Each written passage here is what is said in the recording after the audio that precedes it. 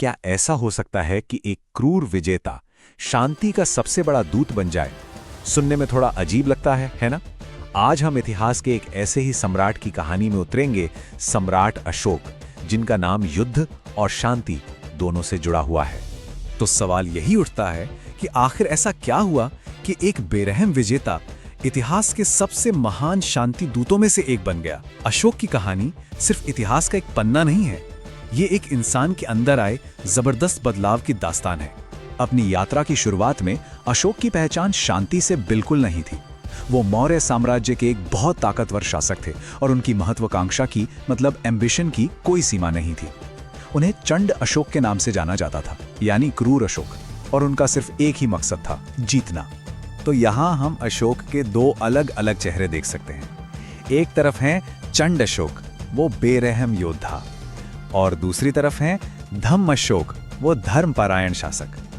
एक ही इंसान के अंदर ये जो इतना बड़ा फर्क है ना, यही अशोक की कहानी को इतना दिलचस्प बनाता है। तो आखिर ये इतना जबरदस्त बदलाव आया कैसे? इसकी वजह थी सिर्फ एक घटना, कलिंग का युद्ध। 261 ईसा पूर्व में लड़ी गई ये लड़ाई कोई आम जंग नहीं थी। ये वो पल था जिसने अशोक को हमेशा हमेशा के लिए बदल कर रख दिया। जरा सोचिए, युद्ध के मैदान में खड़े होकर क्या दिखता होगा।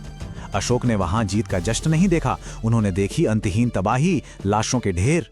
ये खोखली जीत थी और इसने उनके दिल में जीत की खुशी की जगह गहरा पछतावा भर दिया।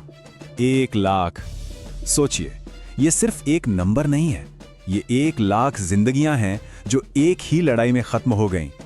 इस भयानक तबाही के मंजर ने अशोक को अंदर तक हिलाकर रख दिया और उन्हें एक बिल्कुल नए रास्ते पर चलने के लिए मजबूर कर दिया। उस भयानक तबाही को देखने के बाद अशोक ने एक बहुत बड़ा फैसला लिया। उन्होंने हमेशा के लिए लड़ाई छोड़ दी। उन्होंने बौद्ध धर्म अपनाया, भिक्षु उपगुप्त से मार्गदर्शन लिया और यहीं से उनकी शांति के रास्ते पर चलने की यात्रा शुरू हुई।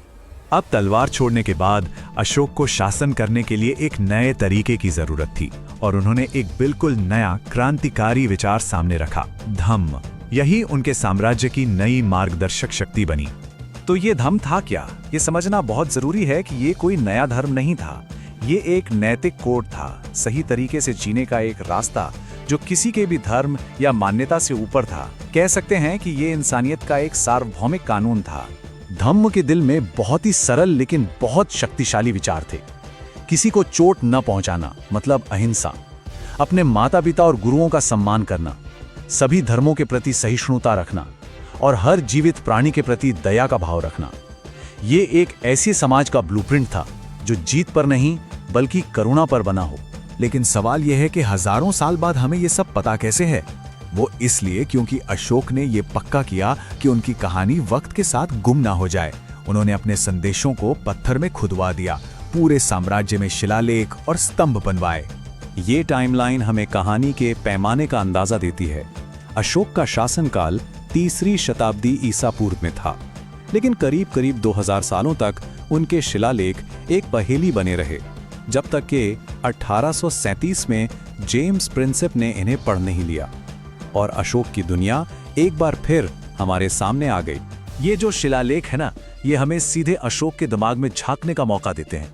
जैसे कि 13वें शिलालेख में वो कलिंग युद्ध के लिए अपना गहरा अफसोस जाहिर करते हैं। गिरनार शिलालेख में हम उन्हें जानवरों की बलि पर रोक लगाते हुए देखते हैं और भाब्रू शिलालेख में वो बौद्ध धर्म के प्रति अपनी निजी आस्था का ऐलान करते हैं।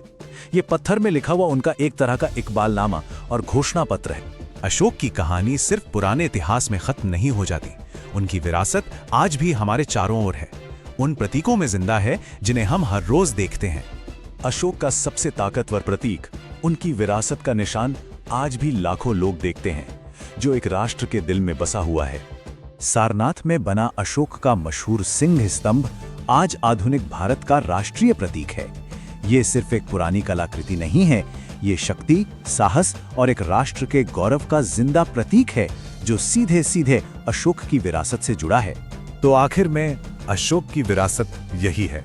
वो इतिहास के उन गिने चुने शासकों में से एक हैं जिन्होंने ये महसूस किया कि असली ताकत तलवार से नहीं बल्कि नैतिकता और सही आचरण से आती है। तो अशोक की कहानी आज के दौर में लीडरशिप के बारे में क्या सिखाती है? क्या असली महानता इसमें है कि आप कितना जीतते हैं या इसमें कि आप शासन कैसे करते हैं? ये एक ऐसा सवाल है जो आज भी उतना ही मायने रखता है जितना 2000 साल पहले रखता था।